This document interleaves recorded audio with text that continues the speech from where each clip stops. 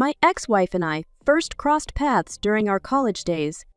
She was undeniably beautiful and always seemed to have a swarm of admirers around her. While we shared some classes over the 4 years, I never made a move due to the competition. It was only after a casual study session that we started to get to know each other better, and the rest, as they say, is history. We tied the knot and began our careers in the same industry, though with different companies. It was a male-dominated field, and my career took off quickly while she struggled to find her footing.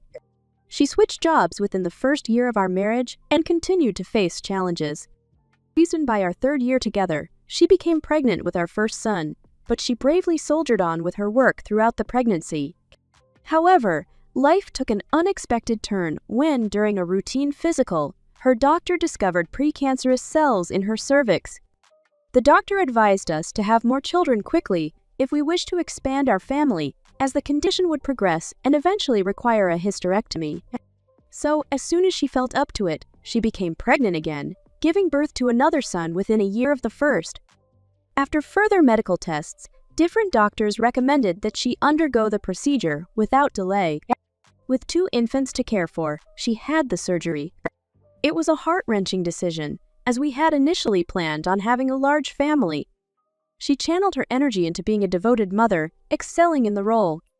She became a stay-at-home mom, managing all household responsibilities, while I continued to advance in my career. We had close friends from our college days, A and B, who were also starting their family around the same time as us. We had a strong bond and frequently spent time together, going on vacations, dinners, and outings. However, life threw us a curveball when B lost his job in 2001 due to economic challenges in his field. He struggled to find work in our area, so he took on the role of a stay-at-home dad while job hunting. My ex-wife and B grew close during this time. They spent time together with their children, and their friendship deepened. Unfortunately, they eventually crossed a line and had an affair. After about a year of this affair, B approached my ex-wife with a proposition regarding a threesome, something we had only fantasized about. At that point, our own intimate life was still active, though it had slowed down. B had a friend, C, who was interested in joining them in the bedroom. My ex-wife agreed, and they engaged in a threesome. Afterward, C revealed that he was used to paying for such encounters and left a couple of $100 bills, asking for a one-on-one with my ex-wife. She needed time to think about it, and B would get back to him. Eventually, C introduced her to someone else, and a business was born. When B found new employment, he had to leave my ex-wife on her own.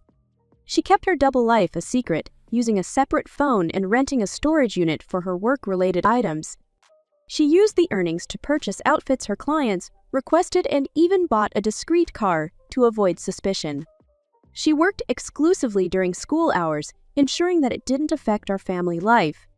Her kind home life appeared normal, and she never introduced the money she earned into our shared finances.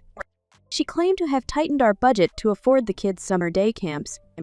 As our sons grew older, our family life remained relatively stable, with weekends dedicated to family time and our physical relationship usually reserved for those days.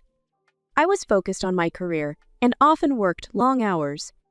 Our evenings were typically spent cuddling on the couch while watching TV. Then, in 2016, our eldest son was in college and the younger one was a high school senior. I received a call from B, informing me that my ex-wife was in the hospital with severe injuries. He was vague about the details, but he mentioned that she was hurt badly. I rushed to the hospital to find my wife hooked up to various machines, her face marred by a broken jaw, nose, and fractured orbital bone, with a possible concussion. She was in pain and emotional distress. The police had already come and gone, leaving me eager for answers. A nurse suggested I let her rest, handing me a bag of clothes they had retrieved from the hotel room where the incident occurred. I noticed unfamiliar items, including heels and a dress that she would never wear. The nurse confirmed that these were the clothes from the hotel room. After they moved her to a room, I informed my sons of the situation. As the fog of pain medication lifted, my ex-wife began sharing more details of the incident. In my quest for answers, I called B, demanding to know why he had been aware of the situation before me and what was really happening. That's when he admitted to my wife's double life, but omitted the affair and his involvement. I was devastated. Over time, my ex-wife recovered, and I learned the full extent of her secret life. I also disclosed the affair to our close friend A, who promptly kicked B out of their lives. As my ex-wife regained her strength, I made the painful decision to end our marriage and asked her to move out. She eventually moved in with B, and I initiated the divorce process. Now, 5 years after our divorce, I still find it difficult to move on. My love for her persists, and her absence feels like a profound loss. It's as if she's passed away, and the grief is overwhelming. My sons are aware of what she did, and I haven't spoken to her since she left. Update. Last night, I received a call from my oldest son, ER, who is out of town for the holiday weekend. A friend called him to tell him his brother, S, had been in a motorcycle accident. He was with him but did not see the accident as he was riding ahead. I rushed to the hospital there. They were cleaning S and were sending him for x-rays. I was told to have a seat, and the doctor would be out. A few minutes later, as I had my head leaning back and my eyes closed, I heard my name. I looked up, and my ex is standing in the doorway. She asked for news. I said I was waiting. She asked if she could sit with me. I invited her to a seat near me. I have not seen her in 5 years since the divorce happened. I did not know what to expect. I assumed that she would be disfigured from her beating. She was not, although her face was not as flawless as I remember. The one thing I did notice was that her eyes no longer sparkled. This was a feature I never got enough of. Even with a mask on, her eyes did not look the same. Funny what you notice. When she smiled, her face used to just light up. I imagine she just has a resting bitch face now. Anyway, while waiting, we had a nervous catching up talk. She mentioned she liked the landscaping I did, and how the plants now matured really look nice. This tells me she's been by the house, where I have no idea where she lives, and my sons were told never to mention her to me. During and after the divorce, I tried to purge any remembrance of her. I replaced the bushes in the yard as it was something she had planned and planted. I did not mention that the inside of the house was redone also. I even ripped out a wall. I had a construction dumpster in the driveway for many months. She asked how I was doing. I don't know why, but I was honest that I had put myself at a standstill by working too much. However, I recently have been to a therapist and joined a gym. I also have taken up bike riding. She volunteered that she no longer just left it there unsaid. She stayed with B for a couple of months. She also was seeing a counselor who encouraged her to take some college courses in her degree field. That took a couple of years. She is now employed full-time. She said she has dated minimally, leaving the statement open for me to answer. I figured the boys were keeping her up to date on me, so I had nothing to add. The doctor appeared and discussed the extent of the injuries. The most serious was to his foot and ankle being pinned under the bike when it went down. They had scheduled him for surgery today. Everything is good, he just needs to heal and rehab. So he will be in until at least tomorrow depending on his head injury, slight concussion. I offered my house to stay in as I have a room and can work from home. We will finalize that today, although that means his mother will want to visit. That will be a healing process for me. Update number 2. My son is healing well, and we can see progress every day. There's still a way to go, but we're hopeful. We've decided that he should stay here while he convalesces. He's determined to return to work next week, and his boss is arranging for him to work from home. It's a relief because getting him into the back seat of my SUV is quite a challenge given how he needs to stretch out. The daily commute to and from work would be a nightmare in his current condition. Many people have been asking about my ex coming over to visit.